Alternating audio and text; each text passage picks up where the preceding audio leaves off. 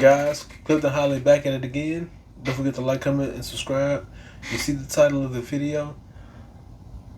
Am I responsible for my relatives and family members and friends? Let's get into it. Alright guys, so y'all heard me. The title is, are you responsible for the people in your circle? Friends, family members, and relatives. So let's get into this topic. I hear people all the time, when it comes to family members, you gotta help them. You look at it as a rock. You know, whatever happens to them, it falls on you. No matter how badly they behave, you still gotta love them. And I'm looking at these people, the same people that say that. You look at how they treat their family members, and oftentimes I've noticed they go against their own words. I tell people this here, and I want especially young people to listen up. It's okay to help, but it's never okay to take care of grown people. I'm gonna say that once again. It's okay to help, but it's never okay to take care of grown people, especially if they're young and able-bodied. See, this is the one thing that trips me out. You know, um, and I think we've kind of gotten away from that as a country and as a community, as people. We've gotten away from putting stipulations on people. Oh well, if something happens, life is messed up. Oh, they gave up. It's okay and it's like, well, no, man, you got to be strong. In a Tupac song called "Holla at Me," I like this quote. He said, "Only the strong survive. Life isn't fair. Life is not fair, y'all. Life is not fair. I mean, things suck. Um, it is what it is. There's nothing we can do about it. You lose loved ones, especially as you get older. You lose loved ones. Life starts to take things away from you as you get older. That's just the way it is. So, what we have not done is prepared our young people to get their own life in order. We've only taught them, oh, well, you can do whatever you want, and somebody will fix it for you. Somebody will come along and do it for you. And it's like, no, you got to do the work. Whatever you are doing, see me. Let me tell you something about me. I don't mind receiving help, but at the end of the day, I'm like, nah, man.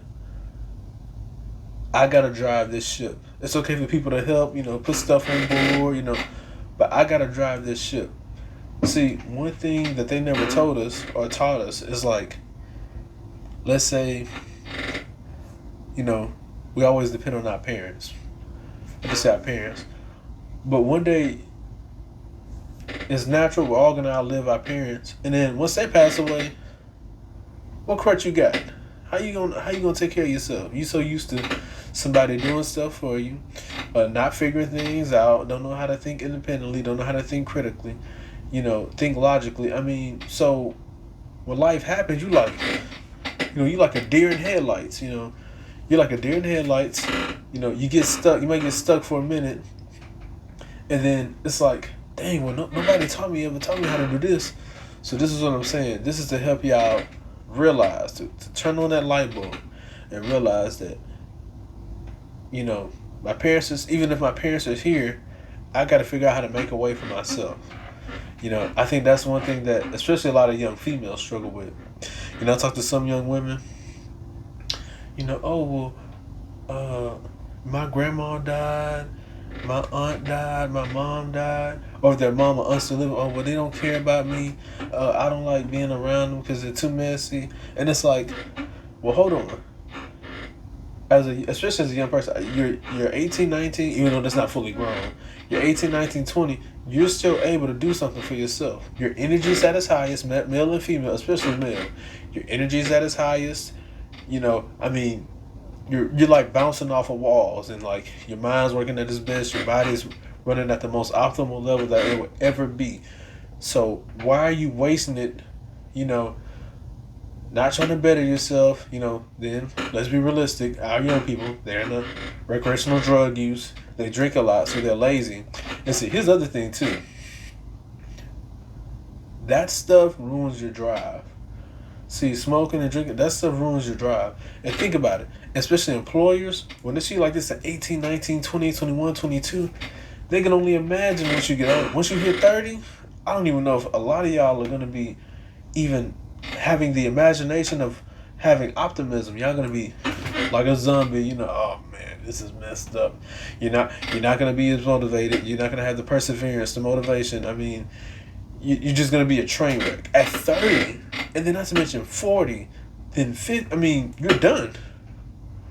But, you know, I know some people are able to get out of it, but probability wise, most people get worse as they get older. So if you're smoking and drinking while you're young and you're lazy, you're not motivated, you know, you lack optimism, it's only going to get worse. Like out of 100, you might get like 5, 10, maybe 15 people to change, but 85%, well, it's done. I hate to say it like that, but it's done. I mean, that's why I tell people, I mean, I'm not a fan of narcotics anyway, but if you're going to drink, man, you got to control that stuff. You can't just be out here uh, drinking wine like it's water, you know. You ain't Jesus. You can't turn water into wine. You ain't Jesus. Turn that wine into water. And then drink some water. That's what you got to do. Replenish that stuff, okay? But see,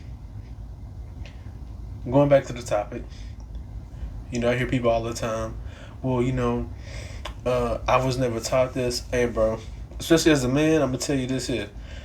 Ain't nobody looking for sympathy for us. They're not going to show us any empathy. We got to get out here and get it. Better play a thing called catch up. But don't eat no mustard, okay? You got to catch up. You got to catch up because especially women ain't waiting for you. You know, your friends, they'll help you, but they ain't going to stop what they doing. They got to keep ascending. They're going to keep ascending. They're going to help you, you know, say, hey, this is how you do it, this is how you do it. But they going to stay on their passion too. So you got to catch up. You got to work as hard as you can, mentally and physically, and put that drive back in you. So you got to de-root that negativity. You got to take that out and instill some positivity.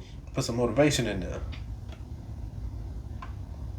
And don't worry, it's work, but trust me, it'll pay off in the long term. But that's enough of me rambling. Like, comment, subscribe to the channel. I just wanted to leave y'all with that message. Do whatever you want with it. Learn, live, or just live but don't learn. Holla at you.